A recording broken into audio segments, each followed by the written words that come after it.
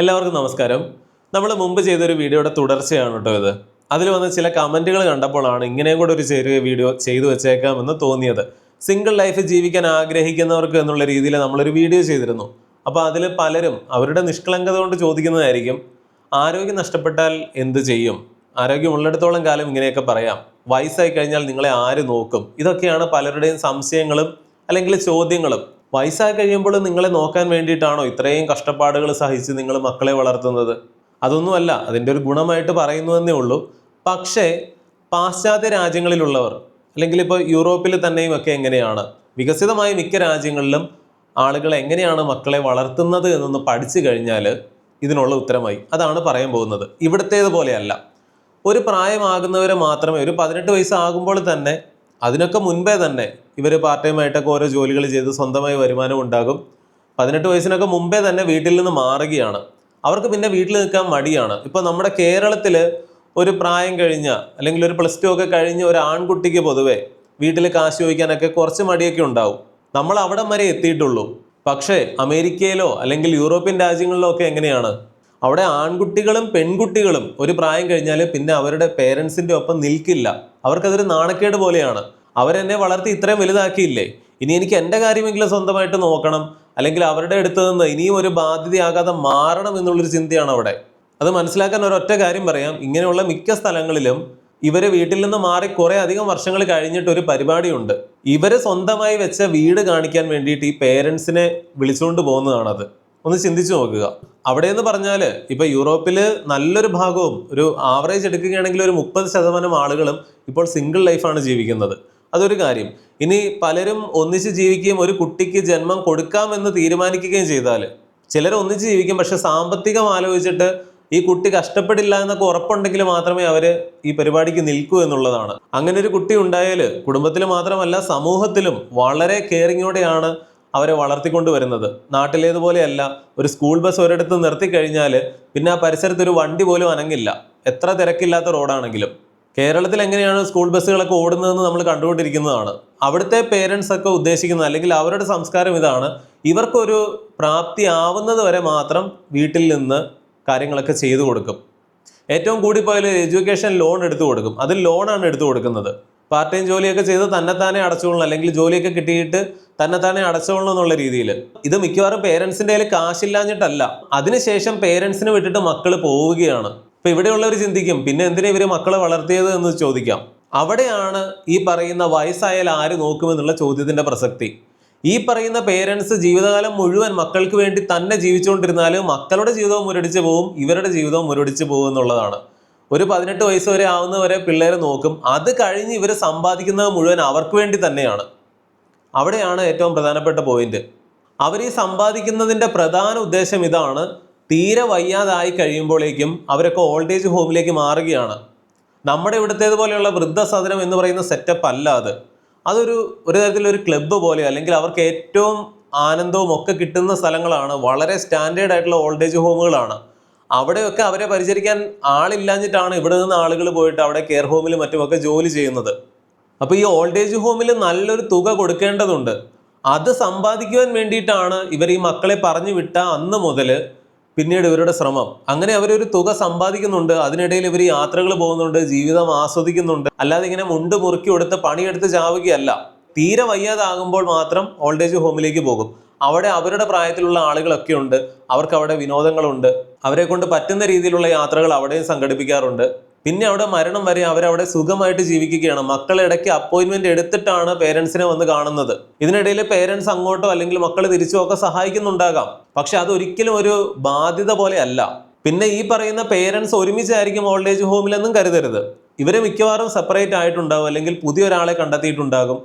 പലരും old age ഹോമുകളിൽ ഒറ്റയ്ക്കായിരിക്കും, ആണാണെങ്കിലും പെണ്ണാണെങ്കിലും. ചിലർ മാത്രം ഈ പറയുന്ന പോലെ അവര് പിരിയാതെ തന്നെ ഒന്നിച്ച് ജീവിക്കുന്നവരുണ്ട്. വയസ്സായി കഴിയുമ്പോൾ ഒരു ഇണ ആവശ്യമില്ല എന്നൊക്കെയുള്ളൊരു ചിന്തയാണ് അവിടെ പലർക്കും ഉള്ളത്. ഇവിടെ സംഭവിക്കുന്നത് എന്താണ്? അങ്ങോട്ടും ഇങ്ങോട്ടും ഒരു റെസ്പെക്റ്റ് ഉണ്ടാകുമെന്നുള്ളതാണ്. കാരണം മക്കള് അവരത്ര നാളും നോക്കി, പിന്നെ അവര് ഏറ്റവും പ്രധാനപ്പെട്ട ഒരു കാര്യം എന്ന് പറഞ്ഞാൽ അവര് വളരെ ചെറിയ പ്രായത്തിലെ തന്നെ അവരുടെ ഇണയെ കണ്ടെത്തിയിട്ടുണ്ടാകും. ഇവിടെയൊക്കെ അത് പറഞ്ഞാൽ വലിയ വിവാദമാണ്.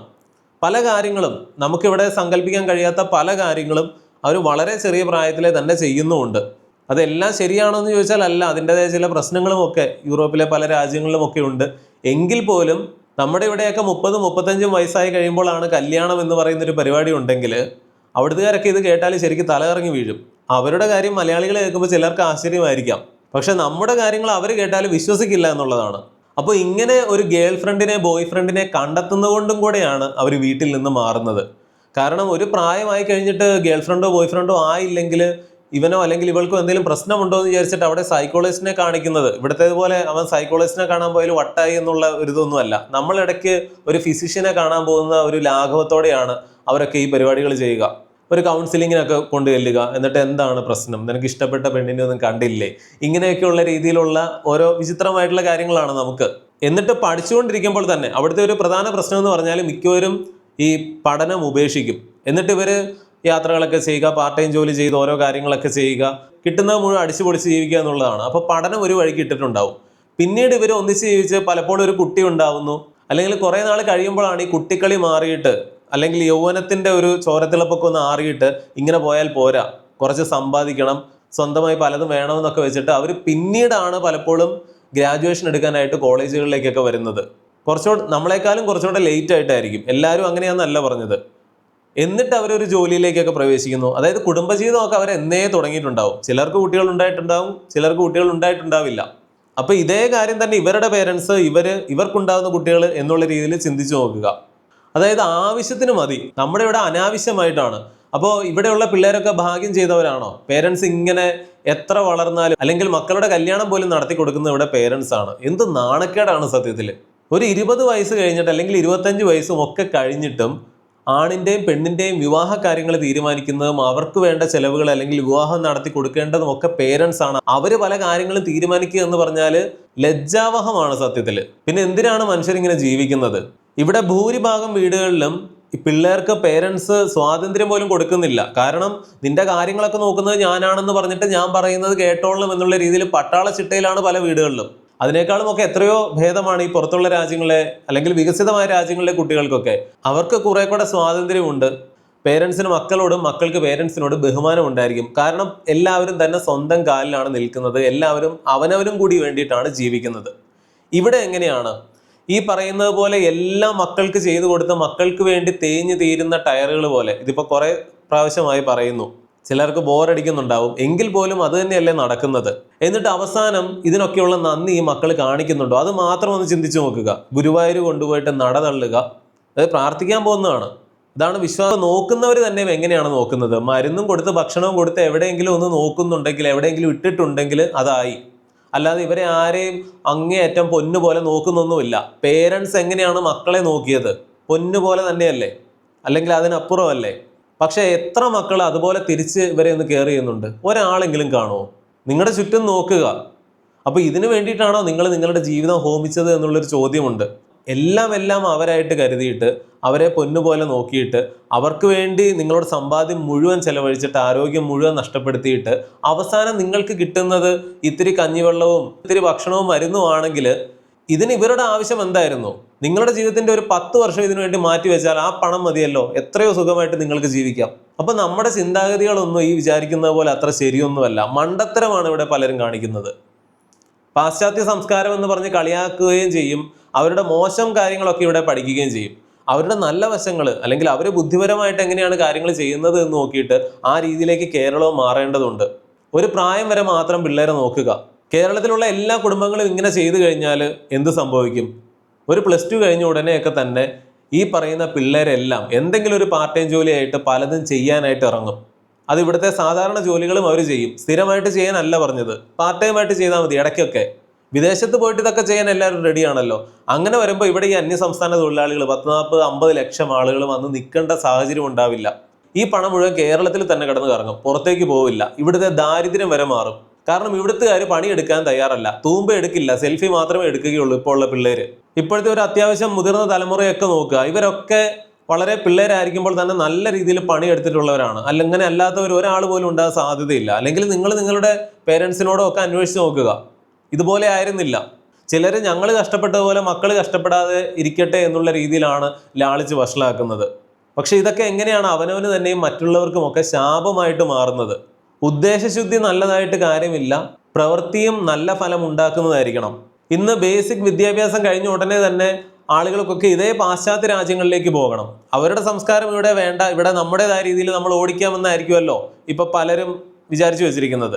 എന്നാൽ ആ നാടുകളിലേക്ക് തന്നെ നിങ്ങളുടെയൊക്കെ മക്കൾക്ക് പോകണം. എന്നാൽ ഇങ്ങനെ പോകുന്നതിൽ 90% ആളുകളും ഒരു ക്വാളിഫിക്കേഷനും ഇല്ലാത്തവരാണ്. കിട്ടുന്ന ഒരു സ്റ്റുഡന്റ് വിസയിൽ വീട്ടിലുള്ളതെല്ലാം, അല്ലെങ്കിൽ നിങ്ങൾ അവർക്ക് വേണ്ടി ഇത്രയും വളർത്തി വലുതാക്കി, എന്നിട്ട് നിങ്ങളുടെ വീടും പറമ്പും പോലും വായ്പയിലും അല്ലെങ്കിൽ ലോണിലും വെച്ചിട്ട് ആ പണം കൊണ്ടാണ് അവർ നാട് വിടുന്നത്. എന്തിന്? അവിടുത്തെ മൂന്നാംകിട ജോലികൾ ചെയ്ത് അവിടുത്തെ മൂന്നാംകിട പൗരന്മാരായിട്ട് ജീവിക്കാൻ. നാട്ടിൽ പണിയെടുക്കാൻ കഴിയില്ല. അവിടെ 1 ലക്ഷം കിട്ടുന്നത് ഇവിടെ 10,000 കിട്ടുന്നത് ഒന്നാണെന്ന്. ബേസിക് പർച്ചേസ് പവർ പാരിറ്റി എന്ന് പറയുന്ന സംഭവം എന്താണെന്ന് പഠിച്ചാൽ മാത്രം മനസ്സിലാവും. അവിടെ യൂറോപ്പിലൊരു സാധാരണ ഒരു കുടിസ് മുറിക്ക് പോലും വാടക കൊടുക്കേണ്ടത് നമ്മുടെ നാട്ടിൽ 1 ലക്ഷം രൂപയ്ക്കൊക്കെ അടുത്ത് വരും, അത്യാവശ്യം തരക്കേടില്ലാത്തതാണെങ്കിൽ. അപ്പൊ അവിടുത്തെ വാടകയും ഭക്ഷണ ചെലവുകളും പോലും ഇങ്ങനെയാണെങ്കിൽ അവിടെ 2-3 ലക്ഷം കിട്ടിയെന്ന് പറയുന്നതുകൊണ്ട് കാര്യമില്ല. ഇവിടെ 30,000 കിട്ടുന്നത് പോലെയുള്ളൂ. ഇതൊന്നും ആരും കണക്ക് കൂട്ടില്ല. നേരെ മറിച്ച് ഈ പിള്ളേരോട് ഈയിടെ ജഗതി ശ്രീകുമാറിന്റെ ഒരു പഴയ ഇന്റർവ്യൂ കണ്ടതാണ്. ഒരു പ്രായം കഴിയുമ്പോൾ അപ്പൻ ഓടിക്കുവാണ്, ഇനി ഇവിടെ നിൽക്കാൻ പറ്റിയല്ല, നിന്നെ ഇത്രയും നോക്കിയില്ലേ, ഇനി പോയി എന്താന്ന് വെച്ചാൽ സ്വന്തം കാര്യം നോക്കിക്കൊള്ളണം എന്ന് പറഞ്ഞ് അപ്പന്മാര് മക്കളെ ഓടിക്കുകയാണ്. പഴയകാല കേരളത്തിലും ഇങ്ങനെയാണ്. പലരും ബോംബെക്ക് വണ്ടി കയറും. ഇത്രയൊക്കെ വളർത്തിയില്ലേ? അതും വളർത്തുന്നത് ഇന്നത്തെ പോലെയൊന്നും അല്ല, വളരെ കഷ്ടപ്പെട്ടും പട്ടിണി കിടന്നും ഒക്കെ ആയിരിക്കും. എന്നിട്ട് ഒരു പ്രായം കഴിയുമ്പോൾ മിക്ക ആൺകുട്ടികളും വീട്ടിൽ നിന്ന് പുറത്തു പോകാൻ നിർബന്ധിതരായിരുന്നു. അങ്ങനെയാണ് നമ്മുടെ ഗൾഫ് ബൂം പോലും, അല്ലെങ്കിൽ അത്രമാത്രം ഗൾഫ് പ്രവാസികളൊക്കെ അവിടേക്ക് പോയി തുടങ്ങിയതും അങ്ങനെയാണ്. പക്ഷെ പിന്നെ എന്താണ് സംഭവിച്ചത്? ഈ ഗൾഫിൽ നിന്ന് പണം വരുന്നതോടെ ഇവരുടെ മക്കളും മടി പിടിച്ചു പോയി.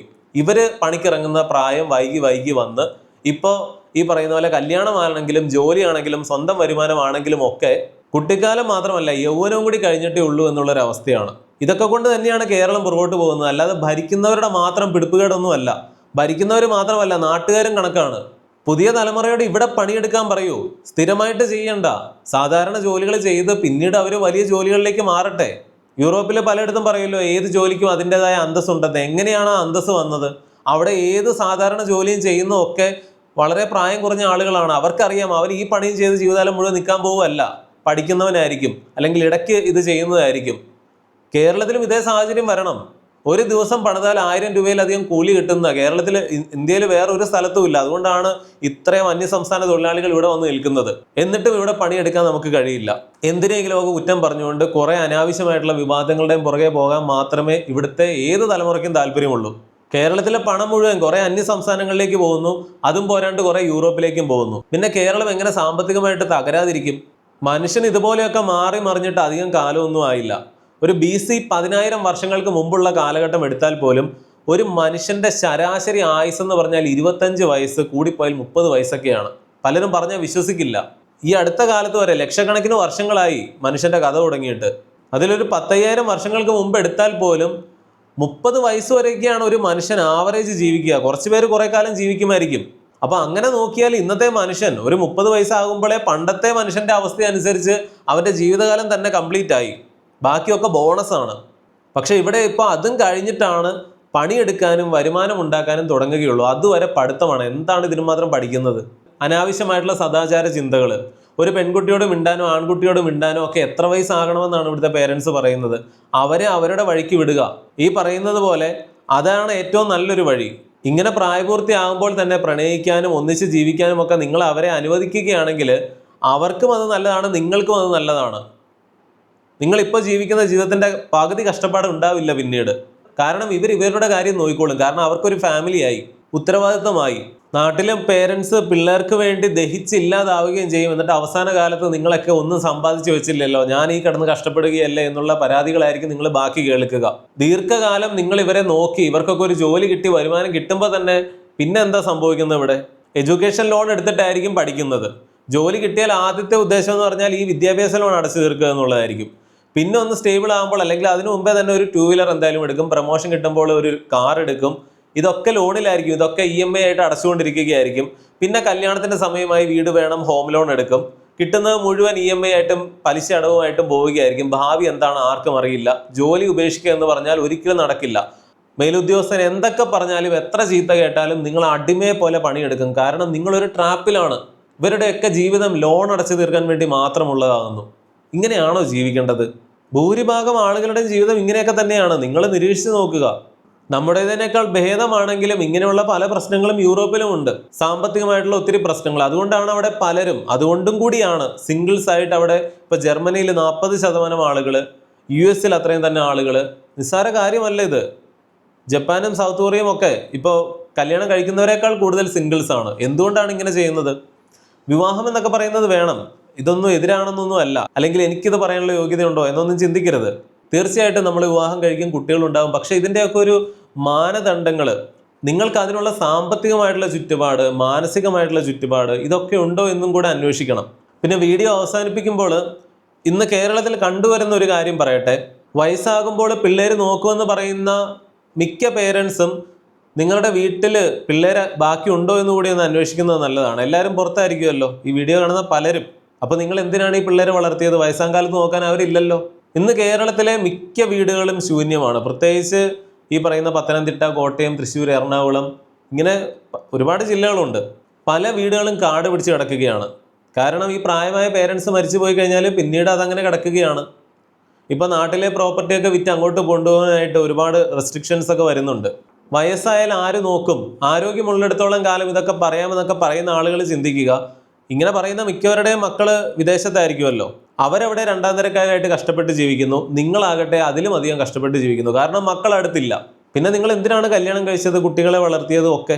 ഇപ്പൊ കേരളത്തിൽ സംഭവിക്കുന്ന പലരും, ഇങ്ങനെ ലോൺ എടുത്തിട്ട് പോയ പലരും ലോൺ അടയ്ക്കുന്നില്ല. കാരണം അവർക്ക് അവിടെ ഭക്ഷണത്തിനുള്ള വക പോലും, സാഹചര്യങ്ങൾ ആകെ മാറുന്നു. ഒരുപാട് വീഡിയോകൾ നമ്മൾ ചെയ്തിട്ടുണ്ട്, അതൊന്നും വീണ്ടും ഇതിലേക്ക് പറയുന്നില്ല. ഇവിടുത്തെ പല വീടും പറമ്പും ഒക്കെ ജപ്തിയായിട്ട് ഈ പേരൻസ്, മക്കളോ അടുത്തില്ല, അവര് പിന്നീട് നാട്ടിലെ ഒരു കാര്യവുമില്ലാത്ത വൃദ്ധസദനങ്ങളിൽ പോയി ജീവിക്കുന്ന അവസ്ഥ വരെ കൂടി വരികയാണ്. അപ്പൊ ഇതാണോ നിങ്ങളുടെ വയസ്സായാലുള്ള മക്കളെ നോക്കൽ? ഇന്ന് കേരളത്തില് ലക്ഷക്കണക്കിന് പ്രായമായ പേരൻസ്, ഒരുപാട് പ്രായമായിട്ടുള്ളവരൊന്നും അല്ല, എനിക്ക് നേരിട്ട് അറിയാവുന്നവരുണ്ട്, വലിയ ഡിപ്രഷനിലാണ്. കാരണം കൊട്ടിഘോഷിച്ച് കയറ്റി വിടും. ആദ്യമൊക്കെ ആളുകളോട് മേനി പറഞ്ഞ് നടക്കാം, പിന്നെ ഒറ്റയ്ക്കാവുന്നു. ഈ വയസ്സായവർ മുഖത്തോട് മുഖം നോക്കി നിൽക്കുന്നു. എങ്ങനെ സമയം തള്ളി നിൽക്കും? പേരക്കുട്ടികളൊക്കെ ഉണ്ടായിരിക്കും, അവരെ കാണാൻ പോലും കഴിയുന്നത് വീഡിയോ കോളിലാണ്. വല്ല കാലത്തും ഒന്ന് കണ്ടാലായി. ഒരു അറ്റാച്ച്മെന്റും ഇല്ല ഇവർക്ക്. ഈ വല്ലപാടും കാണുന്നവരോട് എന്ത് തോന്നാനാണ്? ഈ മക്കൾക്ക് തിരിച്ചു വരണമെന്നുണ്ടെങ്കിൽ പോലും ആദ്യം തന്നെ മനസ്സിലാക്കുക, വിദേശത്ത് നല്ല രീതിയിൽ രക്ഷപ്പെട്ടിരിക്കുന്നവർ, പണം ഉണ്ടാക്കുന്നവർക്ക് മാത്രമേ തിരിച്ചു വരാനായിട്ട് സാധിക്കുകയുള്ളൂ. സാമ്പത്തികമായിട്ടുള്ള കാര്യങ്ങളാണ്. അല്ലാതെ ആരും തിരിച്ചു വരില്ലല്ലോ എന്ന് ചോദിച്ചാൽ അങ്ങോട്ട് പോയതിന് കുറേ ചിലവുകളും കാര്യങ്ങളും ഒക്കെ ഉണ്ട്.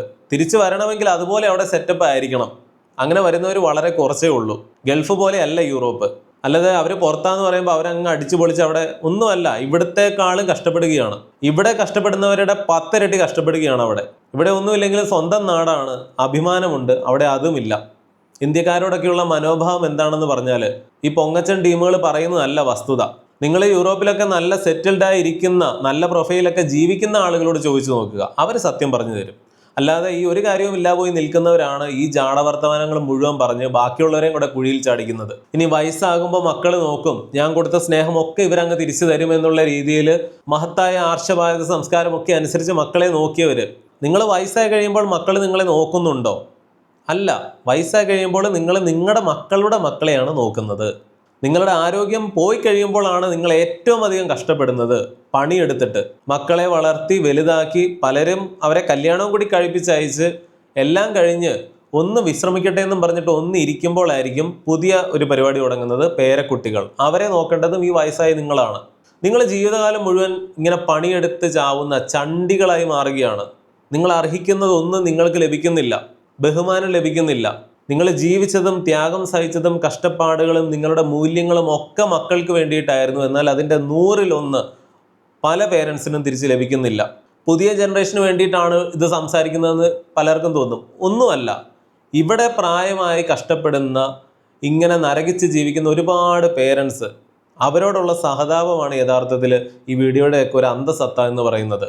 നമ്മൾ മാറണം, മാറി ചിന്തിക്കണം. അപ്പോൾ എന്തൊക്കെയാണെങ്കിലും വീഡിയോയെക്കുറിച്ചുള്ള നിങ്ങളുടെ അഭിപ്രായങ്ങളൊക്കെ ഇനി പറയുക. നിങ്ങൾക്ക് എതിരഭിപ്രായങ്ങൾ ഉണ്ടായിരിക്കാം, തീർച്ചയായിട്ടും അറിയിക്കണം. മറ്റൊരു വീഡിയോയിൽ വീണ്ടും വരാം. നന്ദി, നമസ്കാരം.